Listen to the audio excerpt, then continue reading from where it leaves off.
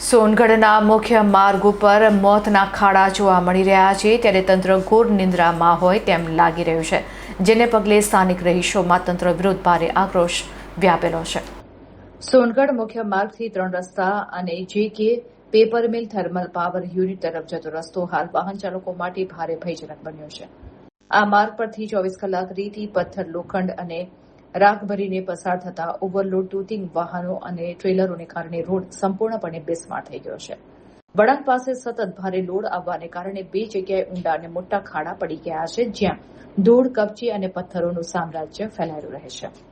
સ્થાનિક લોકો અને વાહન ચાલકોમાં ભારે ફફડાટ છે. લોકો સવાલ ઉઠાવી રહ્યા છે કે શું તંત્ર કોઈ મોટી હોનારત કે સામાન્ય માનવીના મોતના અકસ્માતની રાહ જોઈ રહ્યું છે.